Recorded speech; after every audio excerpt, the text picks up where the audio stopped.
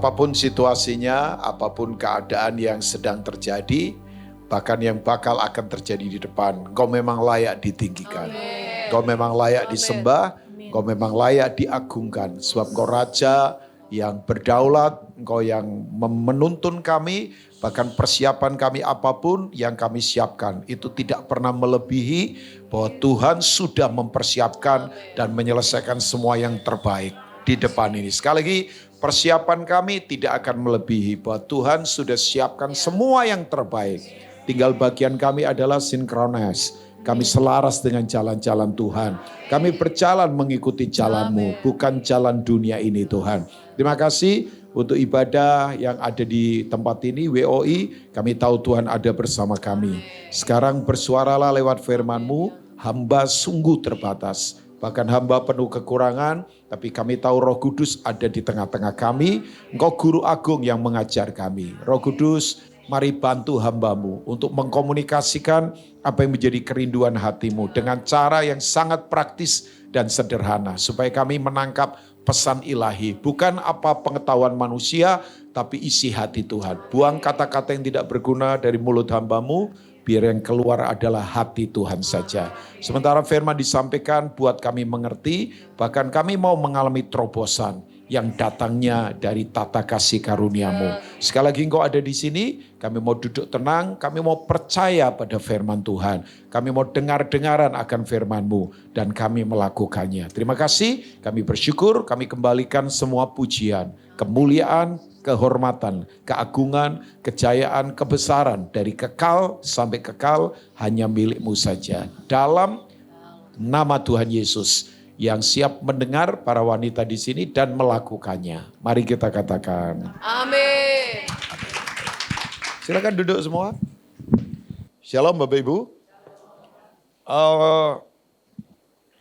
Satu anugerah ada kembali di ibadah WOI di tempat ini ya. Jadi ini kepercayaan dari Tuhan. Thank you Ibu Catherine ya, ketuanya dan juga pengurus yang ada.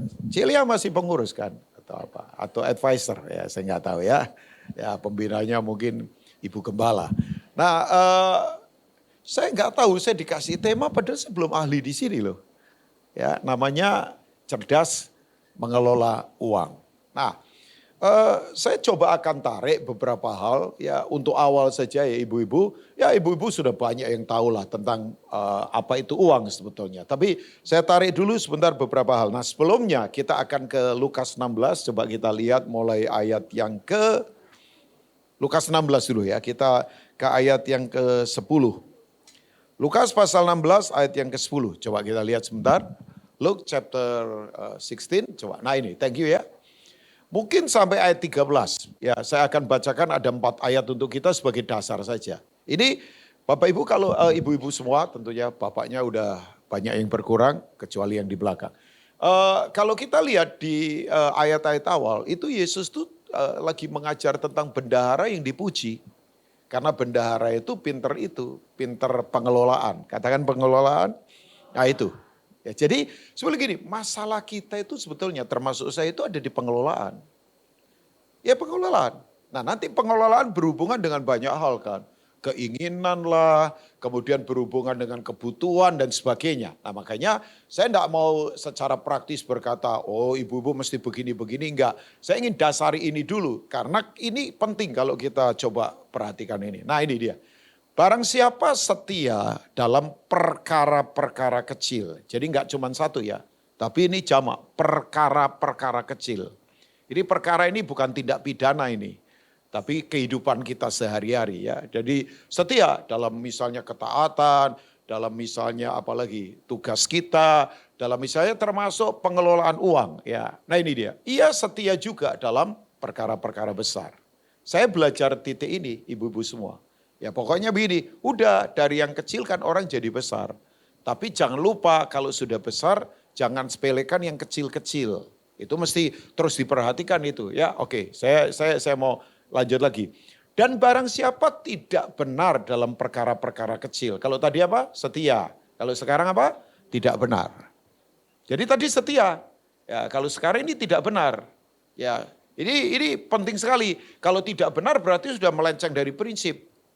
Tadi setia, kemudian dalam perjalanan tidak benar. Makanya ada orang begini kan, ya tadinya miskin, setia. Begitu kaya udah mulai nggak benar. Selingkuh, seenaknya, ngomong sembarangan.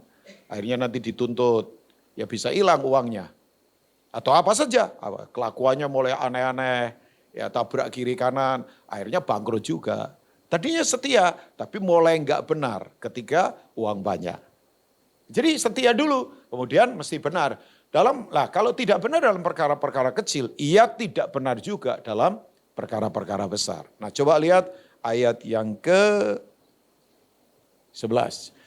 Nah ini dia, jadi kalau kamu tidak setia dalam hal mamon yang tidak jujur. Nah ibu-ibu perlu perhatikan, ya uang nggak salah. Nanti saya jelaskan sedikit ya, saya nggak mau detail. Uang itu sistem dunia. Jadi begini, jangan minta uang sama Tuhan. Karena Tuhan itu tidak pernah produksi uang. Jadi surga itu nggak punya sistem uang. Ya mesti ibu-ibu tahu ini. Makanya di surga ibu-ibu nggak ada mall, percayalah di kerajaan Allah nggak ada mall. Yang kita perlu uang kan ada mall di dunia ini. Di dunia ini, nah apakah kita tidak boleh punya uang? Ya harus boleh, tapi tata kelolanya. Nah gini, mamon ini adalah, ini dia, mamon itu kapan uang sudah disembah jadi pribadi. Masa Pak? Oh iya. Ada uang, orang kan sekarang uangnya sudah jadi raja. Makanya betul ya, ini agak tajam pernyataan saya. Orang datang ke gereja itu belum tentu ada di kerajaan Allah. Karena datang ke gereja itu terhubung dengan agama Kristen. Ciri orang hidup dalam kerajaan Allah itu adalah bukan uang yang jadi raja, tapi Yesus yang jadi raja. Jadi maafkan saya, belum tentu orang di gereja itu udah masuk dalam kerajaan Allah. Dia terafiliasi aja sama agama Kristen. Apalagi yang pengen diberkati karena pengen kawin kan. Loh iyalah, ya, kan ada orang pengen cuma dapat surat setelah kawin ya udah. Karena memang pacarnya orang Kristen. Syaratnya kan untuk diberkati harus ada itu surat nikah dari pendeta untuk dapat catatan sipil. Kan saya pendeta ibu-ibu. Jadi yang begini-begini saya tahu lah. Saya tahu makanya saya kalau urusan untuk orang pernikahan saya nggak sembarangan. Pertama ya kan ini orang sudah pernah kawin belum?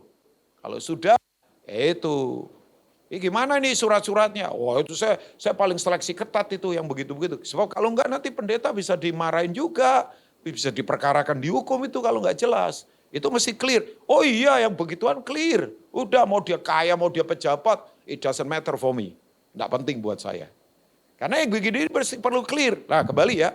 Enggak ini serius ibu-ibu semua. Sebenarnya kan begini, bukan soal pendapatan kecil besar, bukan. Perhatikan sebentar ya hal ini. Karena begini, kalau kamu tidak setia dalam hal mamon yang tidak jujur, siapakah yang akan mempercayakan kepadamu harta yang... Jadi saya beritahu ya, uang itu bukan harta sesungguhnya.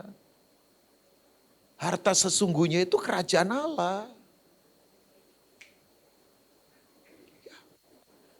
Jadi uang itu bukan harta sesungguhnya, ya ampun. Harta sesungguhnya itu kerajaan Allah. Bukan harta sesungguhnya. Tapi sekarang sikap kita bagaimana? Nah saya akan jelaskan sebentar pelan-pelan ya. Oke. Nah ayat yang ke-12 coba kita lihat ayat 12. Dan jikalau kamu tidak setia dalam harta orang lain, siapakah yang akan menyerahkan hartamu sendiri kepadamu? Oke, saya tanya aja sama ibu-ibu. Ibu-ibu berani enggak mempercayakan uang pada orang yang ibu-ibu enggak kenal? Nah sorry ya, kita ini kalau Tuhan enggak bisa melihat kita dipercayai, ya sulit memang. Saya barusan ditelepon mama saya. Ya biasalah isunya banyak. Termasuk ada orang yang memang betul. Kadang-kadang begini, orang lain disuruh menanggung beban yang tidak perlu dia tanggung gara-gara cara gaya hidup. Bayangkan, utang untuk pergi liburan ke luar negeri. Nah sekarang masalahnya, ya udah yang dikejar-kejar keluarga.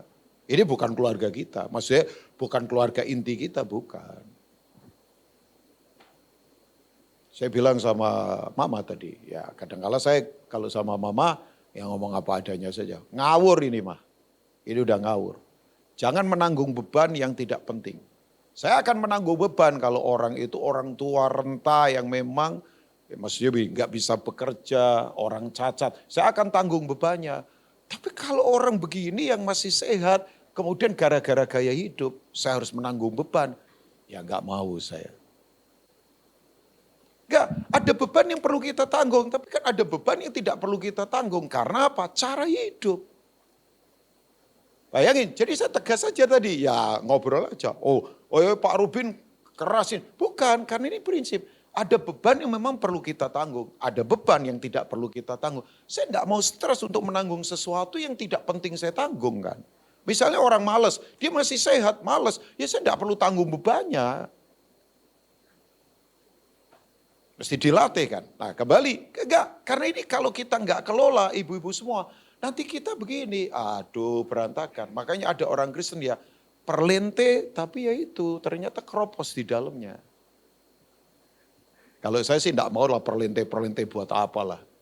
Ya walaupun saya bukan siapa-siapa, biasa aja kita. Tapi saya pastikan saya enggak akan dalam hidup ini enggak akan mempermalukan nama Tuhan gara-gara yang enggak penting dalam kehidupan. Jadi ini saya enggak ngomong saudara mau ditaruh di mana nanti ya, konklusinya saya akan coba sampaikan saudara harus membangun apa nih di depan, kondisinya enggak gampang. Ini saya yang direkam sih ya, saya kalau enggak direkam saya berani ngomong banyak hal, tapi ya enggak apa-apa lah, janganlah. Enggak keadaan akan di depan ini, jadi saudara bersiaplah. Ini yang namanya perang enggak akan berhenti, percayalah, ke depan ini. Nah, nanti efeknya kemana-mana ibu-ibu semua. Termasuk harga-harga pasti makin meningkat semua luar biasa. Ya, ini pasti kita perlu kembali kepada hal yang, makanya ibu, ini yang kasih tema tentang uang siapa sih? Ibu Catherine ya atau siapa? Oh ya udah. Jadi istri saya berkata begini, sayang, ini wanita temanya uang ya. Ya udah, saya kemudian, kita lagi di luar pulau itu, saya lagi di luar pulau sama istri. Ya, enggak lagi berenang di pinggir pantai, enggak lagi pelayanan. Jadi waktu istri saya berkata, kita lagi di kapal, lagi nyebrang di luar pulau. Jadi dia berkata, ini minta tema uang. Ya udah, saya bilang ini aja, saya cerdas pengelolaan soal uang. Karena pengelolaan itu ada di Alkitab. Nanti saya akan, semoga saya enggak lupa ya, karena banyak nantinya jadi lupa juga. Nah ayat yang ke-13 coba kita lihat. Coba lihat ibu-ibu. Karena seorang hamba tidak dapat mengabdi kepada dua tuan. Karena jika demikian ia akan membenci yang seorang dan mengasihi yang lain. Atau ia akan setia kepada yang seorang dan tidak mengindahkan yang lain. Coba, ternyata Tuhan itu mengcompare dirinya. Itu dengan mamon gitu. Kamu tidak dapat mengabdi kepada Allah dan kepada...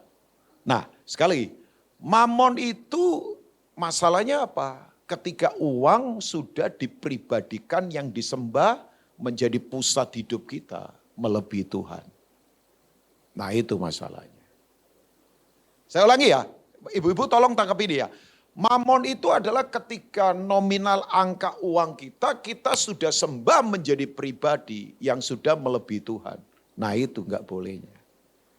Jadi uang enggak salah, uang enggak ada masalah apapun. Tapi masalahnya ada pada ini dia. Nah oke, saya akan breakdown beberapa hal ini. Coba kita lihat sama-sama beberapa hal ini. Nah ini, uang itu adalah sistem dunia. Jadi begini, Tuhan itu, oke perhatikan baik-baik, Tuhan gak produksi uang. Uang itu sistem dunia. Makanya coba, Cilia kan rohani nih sama Ibu Evelyn. Rohani lah. Kan ini orang-orang lama bayangkan, saya sejak dari awal di Tampak Siring sekian puluh tahun yang lalu udah ketemu beliau-beliau ini kan. Udah lama kan orang-orang lama. Kan Cilia rohani, ya Ibu Evelyn rohani. Semua rohani lah ya, rohani ya. Cuman pertanyaan saya, apakah mata uangnya Evelyn, Ibu Evelyn, itu gambarnya Paulus? Mata uang tertinggi Indonesia itu kan 100.000. Ada di sini yang mata uangnya gambarnya Timotius. Gak coba tanya, atau Ibu Catherine ketuanya lah. Ibu punya uang paling tinggi Indonesia kan 100.000. Apakah gambarnya Rasul Yohanes? Enggak. Coba, yang punya paling tinggi dolar Amerika, gambarnya siapa? Lah, semua mata uang di dunia itu gambarnya pemimpin dunia. Karena begini, uang itu memang milik dunia.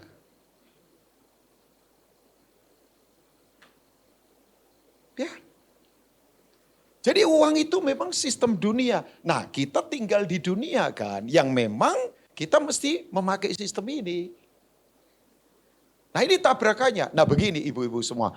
Uang itu tadi saya ini kalau sharing begini, tolong jangan pikir begini, Pak Rubin ini asal ngomong. Saya untuk ibadah seperti ini, saya duduk belajar. Makanya kalau ada orang berkata, pendeta itu enak cuman ngomong saja. Ya ampun, saya duduk, saya belajar, saya coba cari bahasa aslinya. Saya duduk berjam-jam. Ya padahal kan saya harusnya khotbah biasa aja. Tapi gara-gara ini ada tema kan saya mesti duduk. Saya mesti oh iya ibu-ibu. Sorry ya ibu-ibu, yang saya sampaikan ini saya nggak mau sekedar biasa nguap, ecek-ecek seenaknya. Enggak. Karena saya bertanggung jawab untuk ibu-ibu. Loh, ibu-ibu ngapain datang ke sini kalau tidak menangkap sesuatu dari Tuhan? Saya ngapain datang jauh-jauh dari Serpong loh tadi hampir 2 jam. Ya saya mau ke sini, saya mau sampaikan yang berkualitas. Minimal ibu-ibu mendapat sesuatu. Ya, makanya betul, sorry ya. Saya itu sangat menghargai orang yang berkhotbah, siapapun. Orang yang sampaikan firman, saya hargai.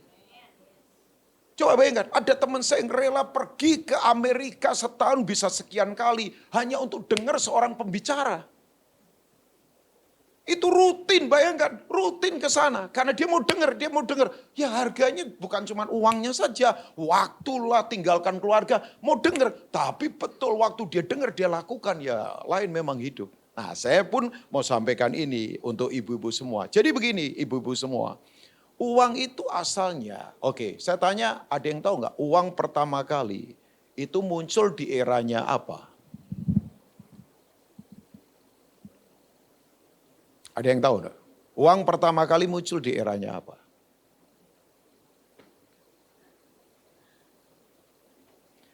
Uang itu muncul pertama kali di eranya Tanah Sinear, Kerajaan Babel.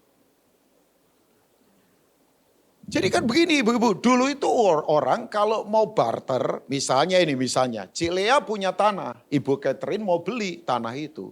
Dulu Ibu Catherine mesti begini, pakai apa? Misalnya Ibu Catherine punya domba atau punya lembu. Itu dihitung, sekian lembu ini harganya sekian tanah. Tapi kan repot, ibu mesti bawa-bawa domba, bawa-bawa itu lembu.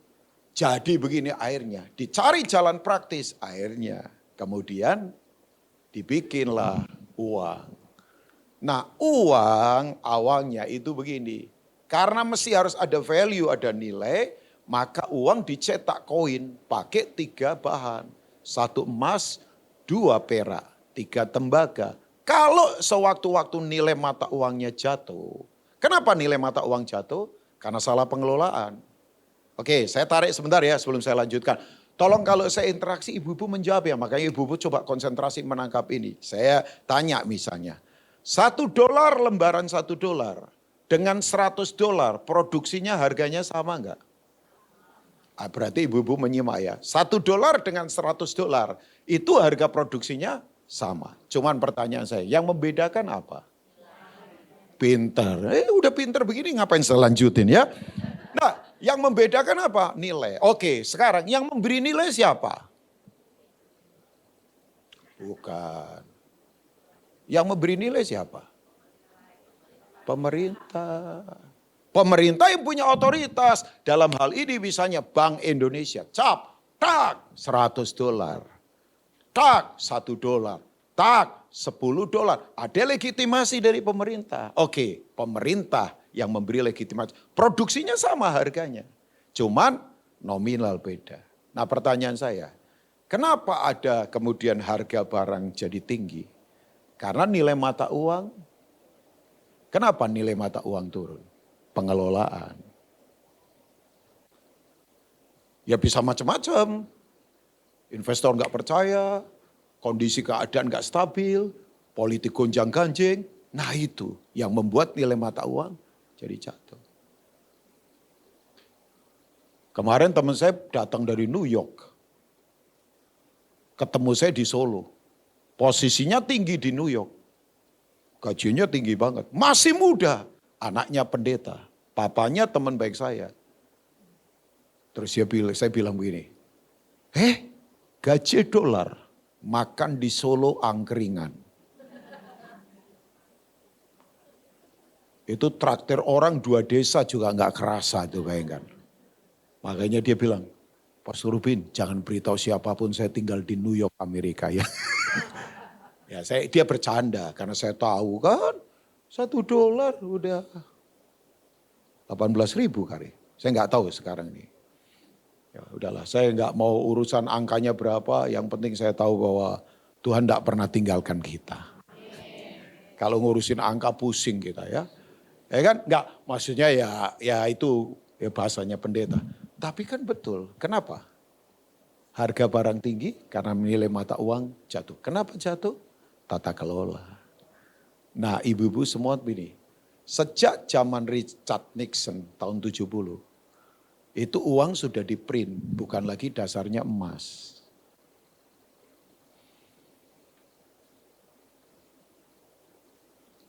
Harusnya kembali lagi, dasar utamanya harusnya ke situ. Lah emas itu adalah dasar prinsip ekonomi kerajaan Allah. Oke, saya tidak mau kemana-mana, cuman mau memberitahu ibu-ibu semua tentang background ini ya. Supaya kita menangkap ini. Makanya kita harus kembali kepada hal-hal yang memang Tuhan mau. Oke, nah sekarang saya maafkan kalau saya melompat-lompat. Nah maksud saya begini, kenapa saya kasih judul hari ini adalah kita cerdas mesti dalam pengelolaan ini ibu-ibu. Sekali lagi, again ya. Saya belum sempurna, tapi saya terus belajar ke sana. Makanya istriku itu memang luar biasa. Istri saya itu pagar saya hebat. Dia selalu bilang, sayang jangan beli barang kalau nggak punya cash. Bu, lihat wajah saya. Wajah saya bukan wajah jatuh tempo, percayalah. Haleluya, sampai hari ini kita nggak ada kredit loh. Oh anugerah Tuhan. Dan itu bagian tata kelola. Saya kagum lagi sama teman saya. 16 mall, 3 hotel, 2 theme park. Bisnis tidak pakai utang sama sekali. Dia buka kasir dari Senin sampai Jumat. Pabrik nagih ke dia. Gak ada utang. Pajak clean. Makanya dia bilang begini, udahlah Pak Rubin, gak usah khotbah-khotbah. Kalau di titik ini aja belum jelas. Buat apa? Ya agak keras sih dia. Oh iya. Saya jarang loh lihat pengusaha. Ya mungkin ada beberapa ya. Tapi teman-teman baik saya yang saya dekat. Jarang. Ini isunya bukan soal apa. Isunya bukan apa. Kan sih isunya soal prinsip kita ke itu. Dan memang hidupnya feel free banget. Memang sangat merdeka. Nah saya mau mengajak ibu-ibu semua, tolong begini. Ya oke, saya berhenti di titik itu ya, uang itu. Nah begini, buat saya. Ibu-ibu saya utularkan ini. Uang itu dilihat hanya untuk alat transaksi saja, udah titik. Jangan lebih dari itu.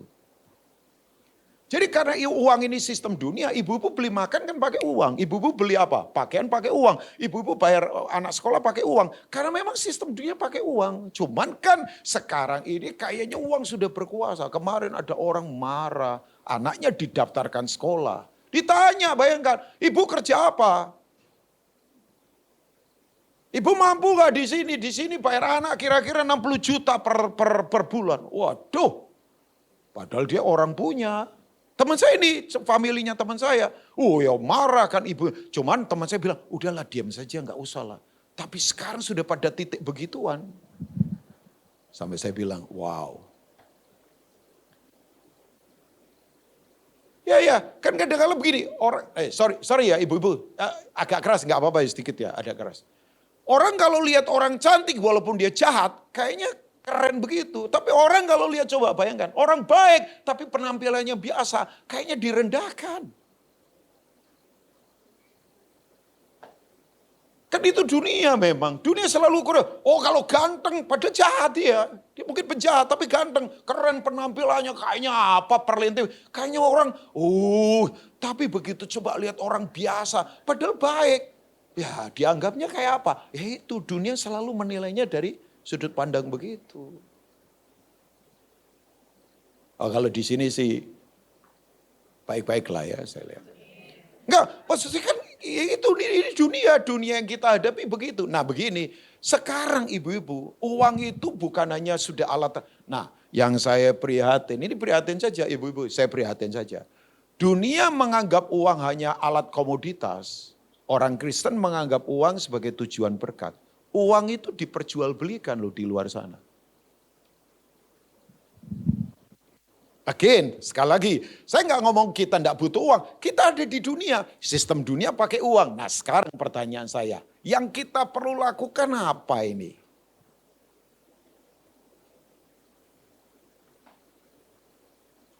Sekali lagi, saya berkata begini bukan, oh Pak Rubin kayaknya ini ngajar kita nggak perlu, bukan. Tahu nggak ciri orang diberkati? Ibu-ibu semua kan diberkati ya. Ciri orang diberkati itu ada 3. Maksimal menerima, maksimal mengelola, maksimal memberi. Semuanya maksimal. Saya ulangi, ciri orang diberkati itu maksimal menerima. Bekerja harus maksimal.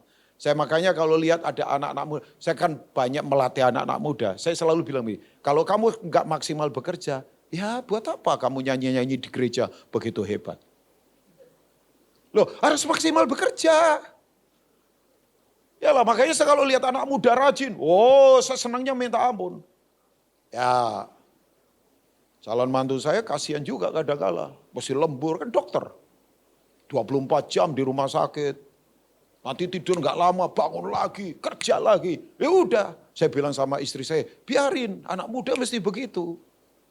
Loh iyalah, kita kan dulu ya ampun makanya. Saya satu kali ketemu anak, kerjaannya cuma berjudi terus di luar negeri. Terus kemudian dia berkata, Pak Rubin doakan saya supaya saya diberkati. Gak mau, saya bilang. Saya marah loh. Saya bilang sama dia begini, kamu gak tahu ya, papamu buka toko, panas kehujanan. Makan kadang-kala ngirit-ngirit demi kamu di sini. Kamu begini. Udah, saya gak mau. Ya, agak keras tapi hati saya kan baik. Supaya dia sadar gitu. Karena selama ini orang kayaknya, udahlah gak apa-apa anugerah. Saya bilang enggak. Ketemu saya nggak mau begitulah. Ya. Nah maksimal menerima, tapi juga maksimal mengelola. Kelola mesti maksimal. Ya, saya nggak tahu kenapa seringkali saya tanya sama gembala yang dekat sama saya. Ya, gembala-gembala kan, saya kalau dekat sama gembala udah bercandanya luar biasa. Bercandanya udah bercanda ketawa tapi kudus.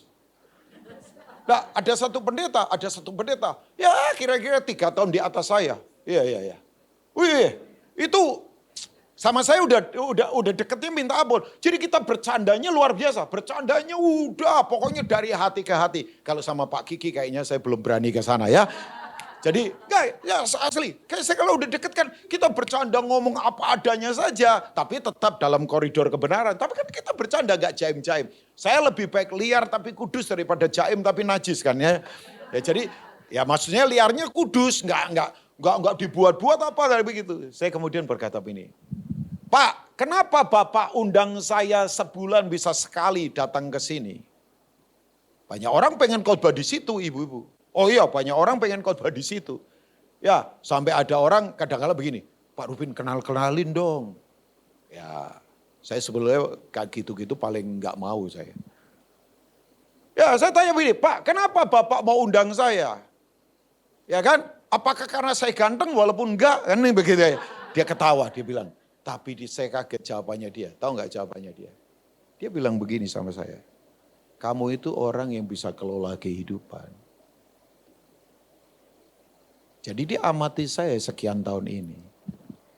Dia bilang begini, kamu nggak nuntut apa-apa. Ternyata kadang-kadang kita pernah diuji juga.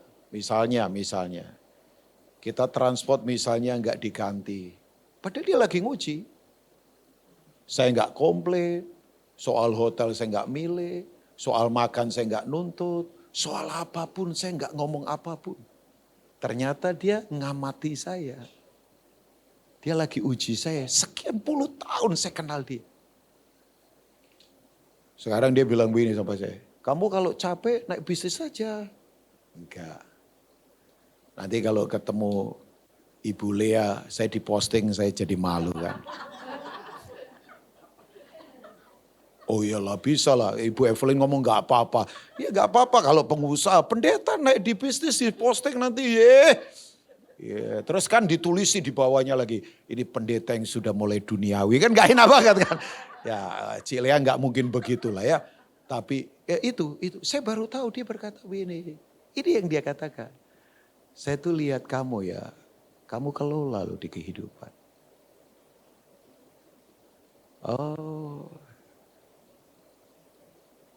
Nah, saya akan mengajak beberapa ini, tolong direnungkan ibu-ibu beberapa step ini tentang pengelolaan ya. Yang pertama, ibu-ibu itu harus menyadari bahwa semua yang ada pada kita itu bukan milik kita. Semua milik.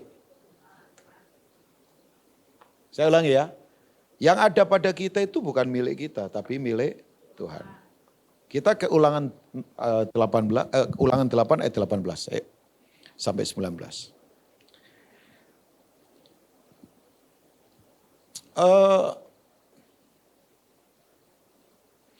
Nah, thank you ya multimedia. Jadi begini ibu-ibu semua. Ya orang berkata begini, saya yakini hukum berkat itu tetap ada. Orang itu kalau hidup dalam berkat Tuhan memang betul. Tangannya melakukan apapun Tuhan sertai. Kakinya melangkah kemanapun Tuhan sertai. Kalau orang hidup dalam berkat. Nah, Alkitab berkata begini, tetapi haruslah engkau ingat kepada Tuhan Allahmu. Sebab dialah yang memberikan kepadamu apa? Kekuatan untuk memperoleh kekayaan. Nah, orang fokusnya kepada kekayaannya. Kekuatannya ini berkat. Saya ulangi ya, jangan fokusnya kepada kekayaannya, tapi kekuatannya untuk memperoleh. Nah ini berkat, ini bahasa Ibraninya pakai kata kayil. Katakan kayil ibu-ibu. Kayil itu seperti tentara yang perkasa. Ibu-ibu kalau nggak punya kekuatan kesehatan, bagaimana kita kerja? Ibu-ibu kalau nggak punya kekuatan pikiran, bagaimana kita kerja? Saya ketemu orang sekarang, ya ampun stres banyak. Sampai mikir tenang itu gak bisa. Jadi kalau kita itu bisa mikir tenang, kita itu sukacita, kita itu rileks, kita itu bisa kreatif, kita itu bisa punya koneksi, kita itu punya kekuatan untuk menjaga hubungan. Kan ada orang begini, gampang pahit, gampang luka, gampang bentrok sama orang. Makanya itu gak punya kekuatan untuk maintenance hubungan, gak punya kekuatan untuk mengelola semua pikiran, gak punya kekuatan. Pernah nggak ketemu orang, gelarnya panjang, tapi untuk hidup saja harus minta belas kasihan orang lain. Menurut saya buat apa punya gelar? Loh, gelar penting. Makanya saya beritahu, bodoh pinter bukan soal gelar. Bodoh pinter itu soal, ibu pernah lihat orang bergelar master, tapi untuk hidup nggak bisa. Apa itu namanya? Loh, ada yang begitu. Ini aduh maafkan ya sama WOI kok agak keras begini. Enggak keras lah ya. Keras gak sih saya Cik Lea? Hah? Ya cuman teriak-teriak supaya kelihatan keren jadi pendeta kan. Ya. Ini kayak, sebab dialah yang memberikan kepadamu apa? Power, kekuatan untuk memperoleh kekayaan. Dengan maksud meneguhkan perjanjian diikrarkannya dengan sumpah kepada nenek moyangmu seperti sekarang ini. Nah kekuatannya ini berkat. Saya ulangi ya, ibu-ibu kalau badan kuat, ibu-ibu kalau pikiran kuat, ibu-ibu kalau fellowship bersahabat kuat satu dengan yang lain, ibu-ibu kalau misalnya begini, karakter kuat bisa dipercaya orang. Nah ini.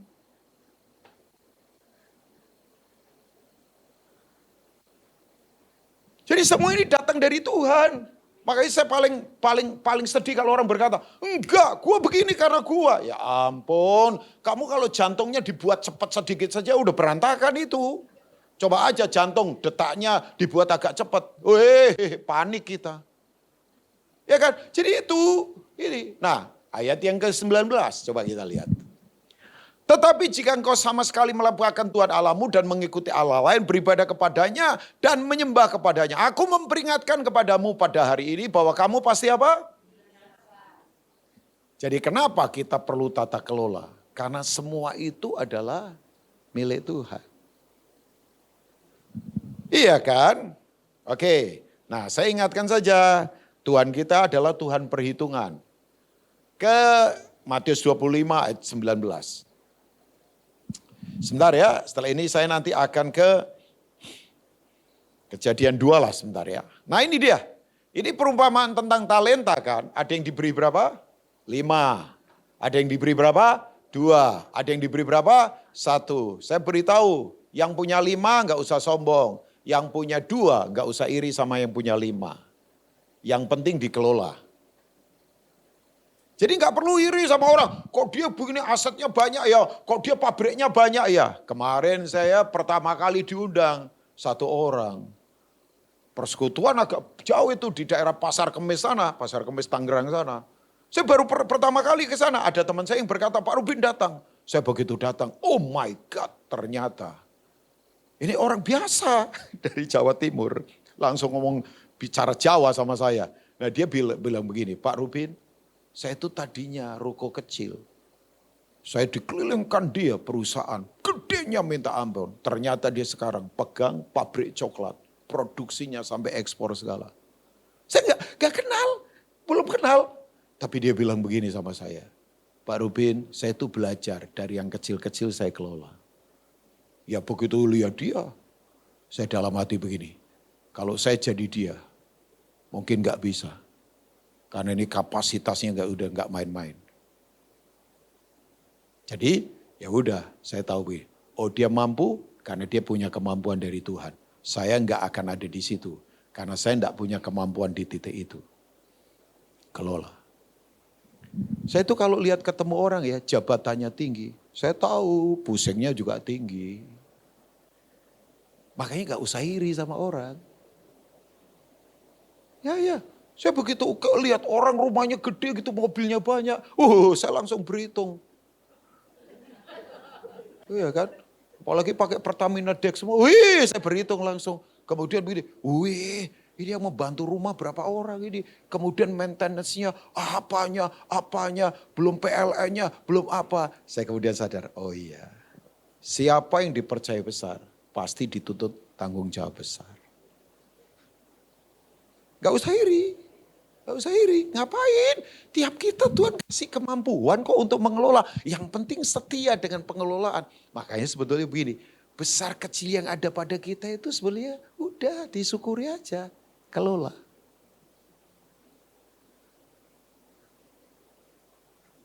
Pak Rubin, oke ya udah gak jadilah, saya mau ngomong apa tadi gak jadi. Lah, lihat wajah ibu-ibu kayaknya imannya belum ke situ, jadi saya nggak jadi. Oke, saya kasih contoh ya, saya kasih contoh. Coba ke 2 Raja-Raja pasal 4. Ya nggak apa-apa, saya sering bikin penasaran orang kan. Ibu-ibu coba lihat 2 Raja-Raja 4. Ini di titik ini ibu-ibu menangkap ya. Ibu-ibu menang. Saya kayaknya nggak usah membaca, tapi boleh ditampilkan lah 2 Raja-Raja 4 ayat pertama multimedia. Saya nggak usah baca narasinya, ibu-ibu baca. Nabi utang. Saya nggak tahu ini nabi kenapa utang. Apakah mungkin karena lihat orang lain pakai mobil mewah, kemudian dia ikut dan kemudian dia beli ke tempatnya Pak Tim. Dan kemudian dia berutang. Ya mungkin, ya saya nggak tahu kenapa dia berutang. Nah ini dia. Salah seorang, ibu-ibu udah baca nanti. Ya, sekarang penagih utang udah datang untuk mengambil kedua anakku. Menjadi hudanya. Tolong melihat mata saya sebentar. Siapa yang berhutang akan menjadi budak dari orang yang memberi hutang. Makanya kalau janji ditepati. Karena kalau saudara janji pada seseorang berarti saudara menjadi tahanan dari orang itu. Tahanan itu penjara. Makanya semua orang berhutang itu hidupnya terpenjara. Ya, isunya ini bukan soal utang yang untuk produksi atau itu lain lagi. Saya tidak akan. Kalau ini utang untuk konsumsi, nah itu. Jadi begini, Kita ini akan menjadi budak atau tahanan dari orang yang memberi utang pada kita. Makanya kalau utang harus dilunasi. Saya kalau misalkan janji. Misalnya saya janji sama siapa? Istrinya Yonatan. Namamu saya lupa ya. Winda ya, sorry Win. Lupa aja Win. Saya misalnya, ya udahlah suaminya lah. Suaminya kan namanya Nathan. Saya misalnya begini, Tan saya janji begini-begini. Nah itu begini, begitu saya berjanji, saya berutang pada Nathan. Saya itu jadi tahanannya Nathan. Kalau saya enggak melunasi, berarti saya ini tahanan, enggak merdeka. Makanya jangan asal janji ibu-ibu. Tepati janji walaupun rugi.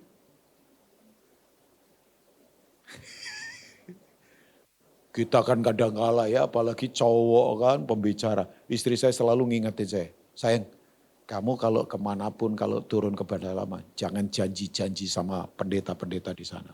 Udah kalau ada kasih aja, gak usah janji-janji. Sebab begitu kamu janji, kamu jadi tahanannya mereka loh. Loh kelihatannya biasa enggak ini. Jadi begini, ini orang ini kemudian menjadi apa? Tahanan kan karena berhutang.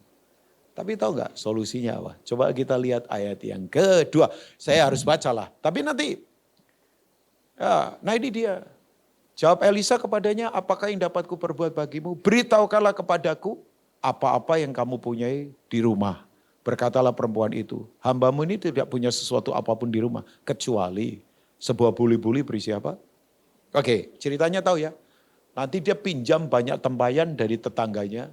Maya ibu-ibu baiklah sama tetangga. Jangan bertengkarlah sama tetangga.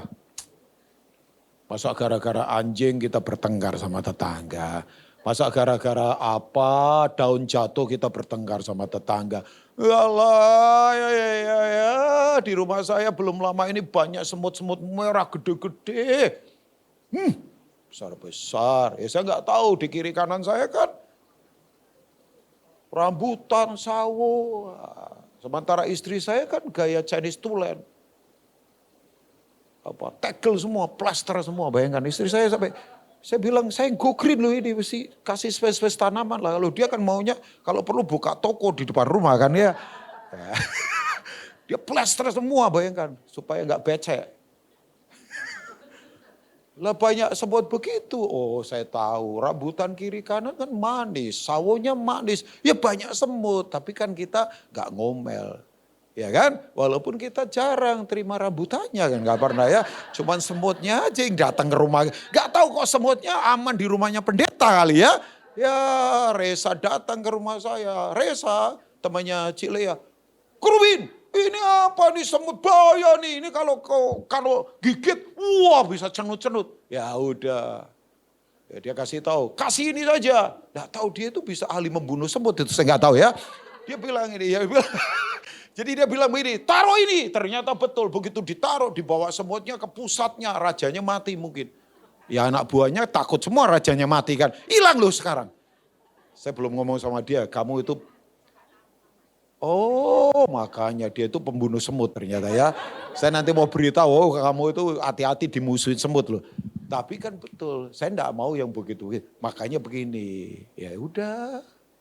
Ini orang ya. Nah saya tadi saya enggak mau lupa, ibu-ibu ya. Saya beritahu, Tuhan itu kalau nolong kita, udah enggak perlu ngambil dari luar. Selalu yang ada pada kita. Jawaban hidup itu ada pada kita di dalam. Sayangnya sekarang, misalnya nih, sorry kalau di sini ada pendidik.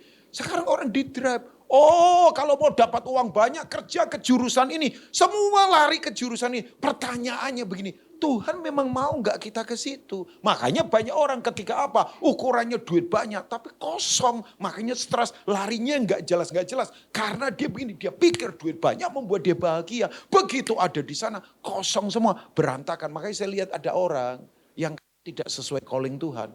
Sepi hidupnya. Harusnya begini, tanya dari dalam. Saya kasih contoh ya ibu-ibu.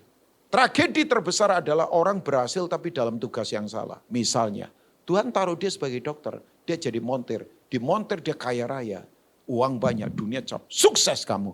Tapi calling as a doctor hilang untuk nolong orang. Makanya kosong di dalam sepi. Cuman ribut di luar. Nah saya nggak mau yang begituan. Jadi ibu-ibu yuk solusi hidup itu sudah ada pada kita di dalam. Makanya maaf ya, saya itu anti minta-minta di kehidupan. Saya tidak akan membebani keluarga saya. Saya selama hidup saya pastikan saya tidak akan bikin sulit pemerintah Indonesia dengan kelakuan saya. Oh iya, saya keluarkan semua yang di dalam. Nah itu ibu-ibu.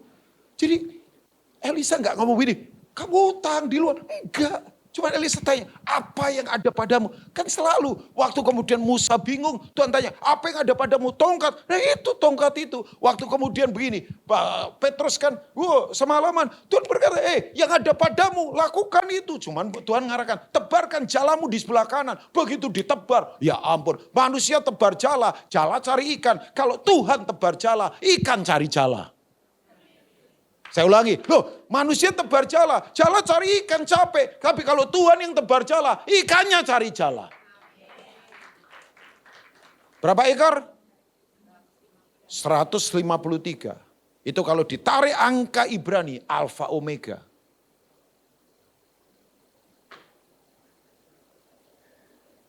Jadi begini, yang ada pada kita yuk kelola.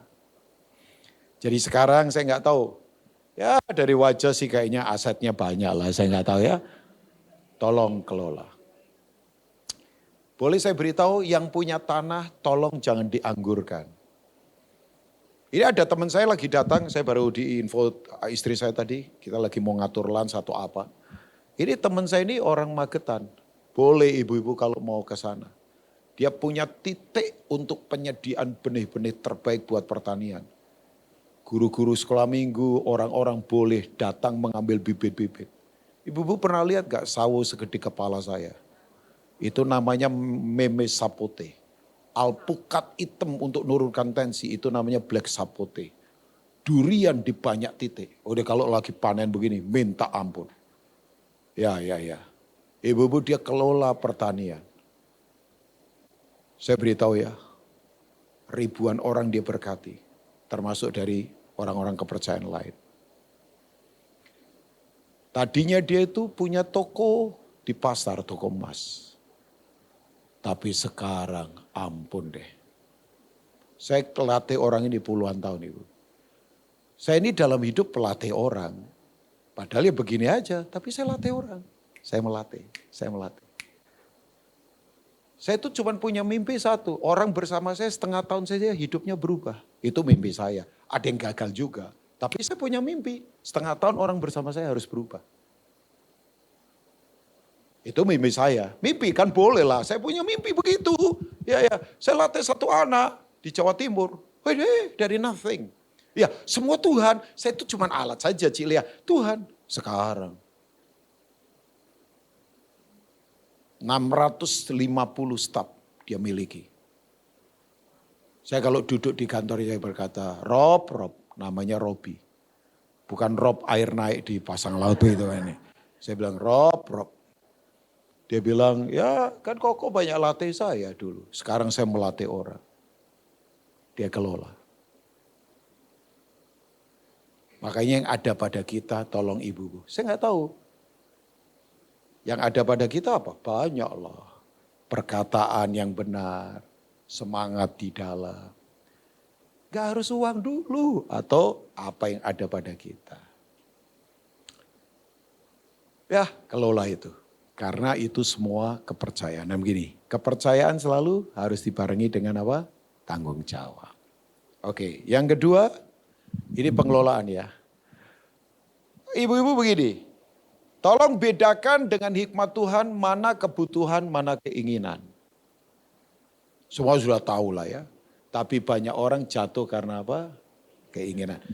Saya lupa itu ayatnya ada di mana, tolong di search itu manusia dicobai oleh keinginannya. Kayaknya sih Yakobus pasal pertama ya. Coba saya cari dulu lah sebentar ya. Saya tiba-tiba ingat ayat ini. Yakobus pasal yang pertama. Nah Saya sebetulnya maunya nanti gini. Oh ya, Yakobus pertama ayat yang ke 14. 14 ya. Allah tidak mencobai siapapun. Tapi ini dia 14. Thank you. Oh ya, thank you. Tetapi tiap-tiap orang dicobai oleh keinginannya karena ia diseret dan apa? Dipikat. Ibu-ibu tahu nggak kata dipikat? Dipikat itu kalau bahasa mistisnya itu dipelet. Ya betul, dipelet itu tidak berpikir normal lagi. Nah, dunia kita itu sekarang dikendalikan oleh keinginan. Saya nggak punya waktu detail untuk menyatakan ini ya. Jadi begini, peradaban kita ini sekarang peradaban keinginan. Mulainya dari mana? Kalau ibu-ibu belajar itu mulainya dari sebuah sistem yang dibangun oleh orang yang memberontak sama Tuhan namanya Nimrod. Siapa Nimrod? Anaknya Lamek. Siapa Lamek? Kalau ditarik keturunannya Ham. Siapa Ham? Anaknya Noah yang dikutuk. Kenapa dia dikutuk? Karena dia mempermainkan aurat ayahnya. Itu dosa homoseksual muncul pertama kali di situ. Setan bergerak di tempat yang dikutuk, Tuhan itu bergerak di tempat yang diberkati. Itu prinsip ya ibu-ibu ya. Nah kalau ibu-ibu tahu bahwa begini, sistem ini sekarang ini yang kita hadapi. Jadi begini, Nimrod itu pendiri dari kerajaan Babel. Babel di sini beda dengan Babelnya Daniel. Ini adalah sistem yang ditulis nanti di Wahyu pasal 17. Ini lagi runtuh ini. Nah kita sekarang di-trap oleh ini. Makanya kalau ibu-ibu gak bisa kendalikan keinginan. Ya aduh, Pak Rubin gak digoda. Oh digoda juga.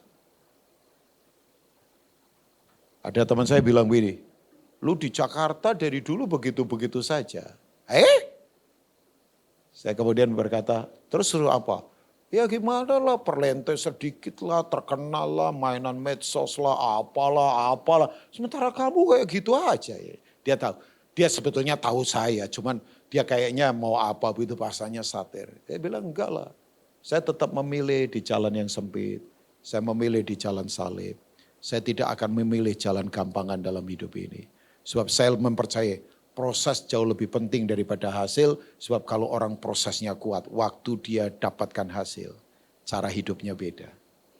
Sorry. Pernah gak ada orang yang bisa berubah gara-gara semua hal yang dia dapat dalam kehidupan. Pernah lihat ya? Ya kenapa begitu? Ya karena itu. Nah, oke. Coba ayat yang ke-15 lah. Ayat yang ke-15. Satu ayat lagi. Dan apabila keinginan itu telah apa? Dibuai. Ia melahirkan dosa. Dan apabila dosa itu sudah matang.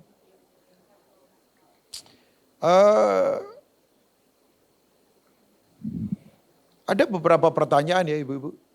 Ya. Ibu-ibu nggak tahu sadar atau tidak ya. Coba. Ya, ini kan semua lagi pegang handphone ini ya. Semua pegang handphone.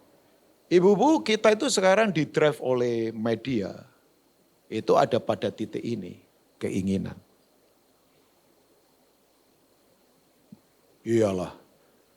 Saya selalu ngomong sama orang kota, jangan atas nama kemudahan belanja. Kemudian kita berkata, mudah kok sekarang belanja. Satu orang nungguin saya sampai saya malam datang ke rumah. Saya bilang, saya sampai malam loh. Dia udah kenal saya tungguin. Begitu saya kemudian ketemu dia, saya lihat wajahnya, saya tahu. Kadang-kadang Tuhan perlihatkan saya pada wajah seseorang, saya tahu apa yang dia sedang hadapi. Saya bilang begini, kamu lagi berat secara keuangan kan? Dia nunduk dan berkata, iya. Tahu ibu kenapa dia?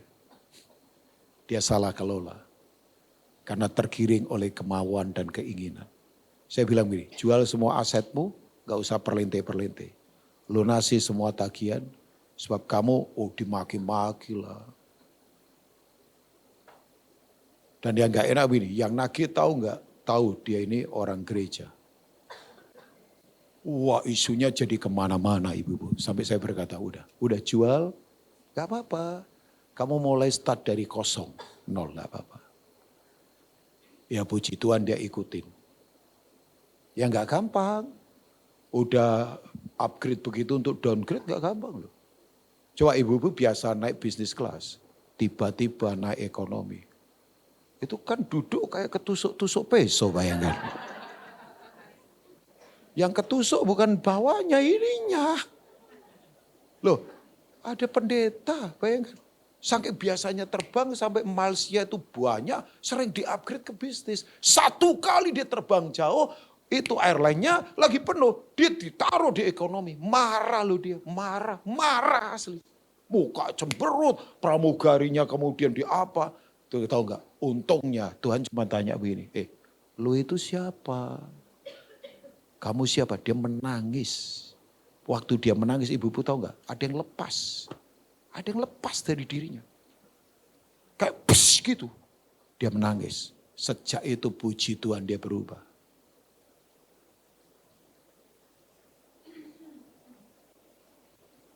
Saya tahu mengelola ini tidak gampang. Saya tahu tidak mudah. Apalagi kan kita ini digoda oleh banyak hal di luar sana. Tapi saya cuma sodorkan, ibu-ibu mintalah hikmat untuk membedakan mana kebutuhan, mana keinginan. Ada 3 pertanyaan yang sebelum saya akan tutup. Pertanyaannya mirip. Apakah yang saya beli itu benar-benar saya butuhkan? Yang kedua, apakah sesuai kemampuan saya? Yang ketiga, apakah ini memuliakan Tuhan? Saya ulangi ya pertanyaan biasa saja. Tapi coba waktu kita renungkan memang lain pengelolaan. Apakah ya saya benar-benar membutuhkan yang saya beli? Yang kedua, apakah sesuai kemampuan saya? Yang ketiga, apakah ini memuliakan Tuhan?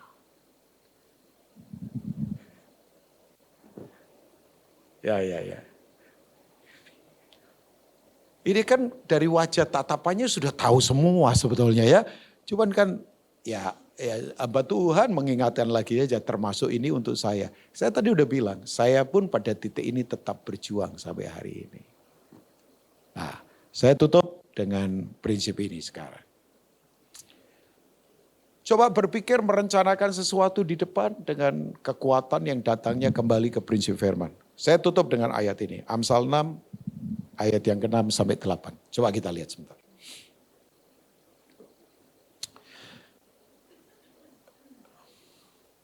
Saya tadi baru ngomong semut, sekarang muncul semut. Hai pemalas, pergilah kepada semut. Perhatikan lagunya dan jadilah bijak. Amsal ini yang menulis adalah raja kaya, raja pinter, raja yang sangat terkenal. Namanya Salomo. Cuman masalahnya dia satu. Ambisinya yang membunuh dia. Bukan negara lain, tapi ambisi keinginannya. Saya ulangi ya. Salomo itu raja sangat pintar, sangat kaya, sangat terkenal. Yang membuat dia hancur bukan luar, tapi yang membuat dia hancur, dia nggak bisa kelola yang ada di dalam dia. Nah, itu kan masalahnya sebenarnya. Jadi kalau saya simpulkan, musuh terbesar itu memang inside, bukan outside. Bukan. Inside. Jadi mau apapun sebenarnya di luar kita udahlah enggak penting. Yang penting yang di dalam mesti benar. Sudut pandangnya benar ya. Ayat yang ke-7, satu ayat lagi lah. Biarpun tidak ada pemimpinnya, pengaturnya atau penguasa. Sebenarnya tahu ibu-ibu, ini kan kita ini sindiran ya. Sekarang kita hidup di era seperti ini, gak jelas semua. Aturan bisa dilanggar, regulasi bisa gak jelas. Kan ini bahasa ini. Ibu-ibu menangkap gak? Loh iya kan, kayak kita ini kayak sekarang kan bingung kan. Wah semuanya tiba-tiba berubah, semua tiba-tiba apa, orang sampai berkata, gimana, wah semua kan begini nih. Coba. Nah itu yang ada di luar, tapi ayat yang ke-8, satu ayat lagi. Ia menyediakan rotinya di musim panas dan mengumpulkan makanannya pada waktu apa itu? Tata kelola. Pengelolaan. Ya. Pengelolaan bukan berarti nggak ada iman. Pengelolaan itu adalah bentuk hikmat untuk bertanggung jawab. Yusuf mengelola, Daniel mengelola, Bahkan saya beritahu, Yusuf tidak perlu jadi orang Mesir untuk berkuasa di Mesir. Saya ulangi, jadi kalau ada pengusaha berkata begini, saya harus kompromi dengan dunia, mesti ikuti cara-cara dunia. Yusuf tidak perlu jadi orang Mesir untuk berkuasa di Mesir. Daniel tidak perlu jadi orang Babel dan ikuti kelakuan Babel untuk berkuasa di Babel. Gak perlu, gak perlu. Daniel tetap jadi orang yang cinta Tuhan. Yusuf tetap jadi orang yang cinta Tuhan. Jadi begini, Yusuf tidak perlu jadi orang Mesir untuk berkuasa di Mesir. Daniel tidak perlu jadi orang Babel. Ikuti kemauannya Babel untuk berkuasa di Babel. Gak perlu.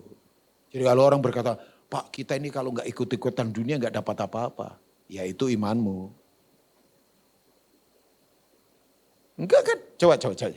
Esther tidak perlu ikut-ikutan jadi orang perempuan-perempuan media Persia yang kemudian begini, jual semua yang ada pada diri. Enggak perlu. Esther tetap jadi Esther yang sesungguhnya. Makanya perayaan itu kan, pembebasan Purim. Betul Ibu, betul Bu. Itu perayaan Purim sampai hari menjadi perayaan terbesar untuk kalangan Yahudi. Karena berhentinya genosida. Karena itu Israel mau dibunuh semuanya oleh zamannya itu Hamanta, media Persia. Tapi apakah Esther jadi orang? Enggak usah. Tetap aja jadi Esther.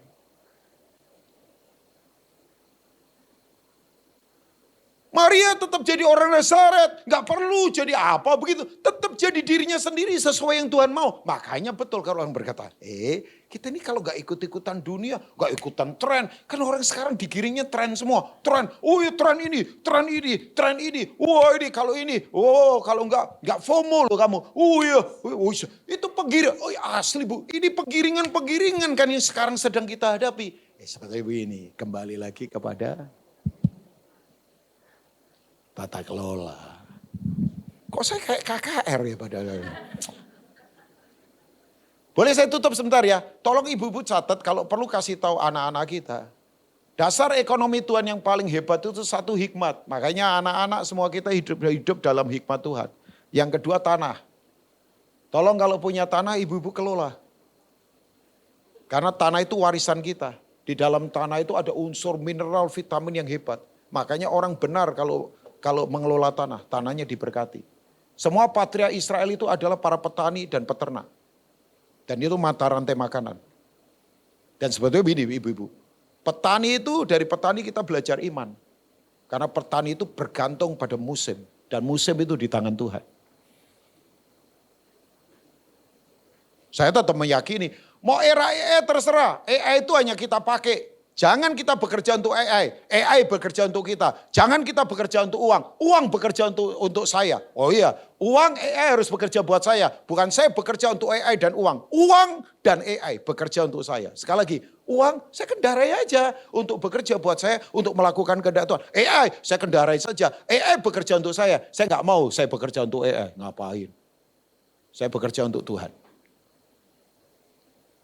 Yang kedua, tanah dikelola. Katakan dikelola. Ibu-ibu kalau ada tanah yang sekarang banyak semak belukar dan duri-durinya banyak. Itu tanah menangis. Karena dia lagi teriak, tolong kelola aku dah. Dia lagi menangis loh. Yang ketiga, emas. Udahlah, saya nggak akan sharing ini lebih dalam. Dari wajahnya sih pengumpul-pengumpul semua ya. Nah, tapi salah satu menghadapi masa sukar,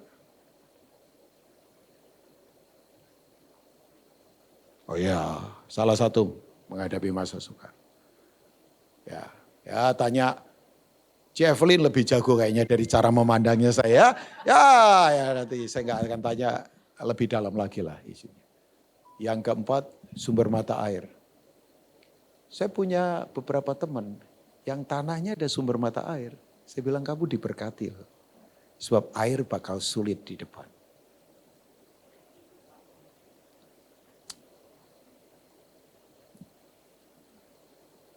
Ya siapa tahu WOI ada patungan bikin air minum apa begitu. WOI mineral gitu. Kan keren lah ya. Nggak harus terserah lah. Nanti ada hikmat dari Tuhan. Ya, 1 hikmat, 2 tanah, 3 emas, 4. Nah yang kelima, ini agak bayar harga. Namanya agriculture, pertanian. Sebab itu mata rantai kehidupan. Mau maju zaman kayak apa? Orang butuh makan. Dan yang saya tahu, orang benar kalau bertani diberkati Tuhan. Karena tanah musim itu Tuhan yang pegang kendali. Ibu-ibu kelola ini, 5 ini. Kasih tahu anak-anak kita, kelola 5 ini. Please, 5 ini serius ini untuk bisnis ke depan ini. Sudah selesai. Saya harus selesai karena udah capek kan dengerin saya, jadi saya selesai. Tuhan Yesus memberkati, saya berharap ibu-ibu, tolong Bu Iri, jangan ada di sini yang mempermalukan Tuhan ya, karena salah kelola. Jangan. Udah konklusi saya itu. Tuhan Yesus memberkati. Kita bangkit berdiri, kita berdoa di hadapan Tuhan. Gak tahu hati saya meledak dengan hal-hal ini karena ini yang akan kita hadapi memang di depan ini. Tuhan tanya begini seperti Elisa tanya pada janda Nabi yang ada di 2 Raja-Raja 4. Apa yang ada padamu? Itulah jawaban yang Tuhan berikan buat kita. Tidak usah cari yang tidak ada pada kita, stres kita. Yang ada pada kita, skill kita kah? Kekuatan apapun yang ada pada kita. Kelola itu. Seperti Musa berkata, di tanganku ada tongkat Tuhan. Tongkat dipukulkan ke laut, laut terbelah. Seperti anak kecil yang membawa 5 roti 2 ikan. Yang ada pada dia dilipat gandakan. Ribuan orang diberkati. Ya, Tuhan pakai yang ada pada kita. Untuk kita mengelola dengan benar. Mari minta hikmat dari Tuhan. Ada hal yang bisa kita ubah, berubahlah. Memang ada hal yang tidak kita bisa ubah, bersyukurlah. Banyak orang coba mengubah yang tidak bisa dia ubah. Sementara yang dia bisa ubah, dia tidak mau berubah. Makanya mintalah hikmat untuk membedakan mana yang bisa diubah, mana yang tidak bisa diubah. Kalau sakit dan mati itu kan kita tidak bisa ubah. Tapi kalau malas, kemudian kita janji suka enggak tepati, karakter buruk, berubahlah. Ada hal yang bisa kita ubah, sekali lagi berubahlah. Memang ada hal yang tidak bisa kita ubah. Kita mau selalu bersyukur pada Tuhan. Sekali lagi, orang sekarang mau mengubah yang dia tidak bisa ubah. Sementara yang dia bisa ubah, dia tidak mau berubah. Maka mintalah hikmat untuk membedakan. Bedakan mana kebutuhan, mana keinginan. Bedakan mana yang bisa kita ubah dan mana yang tidak kita bisa ubah. Supaya hidup tetap terfokus pada kehendak Tuhan. Tuhan, terima kasih untuk apa yang kau sudah sampaikan. Hamba-Mu tidak mengerti apa-apa. Tapi ini hati Tuhan yang disampaikan. Dan biar firman ini termeterai. Bukan hanya buat umat-Mu saja, tapi utama buat hamba-Mu ini. Kami mau cerdas mengelola karena semua itu milik Tuhan yang dipercayakan. Dan pengelolaan adalah sebuah bentuk tanggung jawab. Siapa bertanggung jawab, Tuhan akan percayakan hal-hal yang hebat di kemudian hari. Berkati hari ini, kalau ada yang sulit Tuhan tolong supaya kami kembali kepadamu. Kalau ada yang misalnya kami boros, kami mau mulai lagi mengelola dengan benar. Kalau kami ada hal-hal yang salah dalam keputusan, kami mau kembali lagi Tuhan untuk sungguh-sungguh kembali kepada prinsip kebenaran. Untuk kami kembali dari hal-hal yang memang Tuhan mau untuk kami kerjakan. Hari ini ya kalau ada yang bocor, Tuhan tutup semua hal. Kalau ada yang sekarang susah, Tuhan tolong, Engkau punya cara untuk menolong kami. Kami bawa ke hadapan-Mu Tuhan. Semua pergumulan, semua kebutuhan kami. Engkau adalah Tuhan yang menyediakan. Jehovah Jireh, our provider. Terima kasih, hamba-Mu sudah selesai. Biar kami cerdas sebagai para wanita. Untuk menjadi berkat di luar sana. Dalam nama Tuhan Yesus. Haleluya, mari katakan. Amin. God bless you all, silakan duduk. Mari angkat kedua tangan ibu-ibu semua. Tuhan memberkati kita, Tuhan menyinari kita dengan wajahnya, Tuhan memberi kita damai sejahtera. Tuhan menuntun langkah kita, keluar masuk kita diberkati, bakul adonan kita diberkati, keluarga kita diberkati, kita diberkati untuk menjadi pelaksana kehendak Tuhan. Sekarang terimalah anugerah yang besar dari Bapa di surga, kasih setia dari Tuhan Yesus Kristus, dan persekutuan Roh Kudus selalu menyertai kita. Kita diberkati sekali lagi untuk menjadi berkat dalam dan bagi kemuliaan Tuhan Yesus. Haleluya, mari kita katakan Tuhan Yesus memberkati.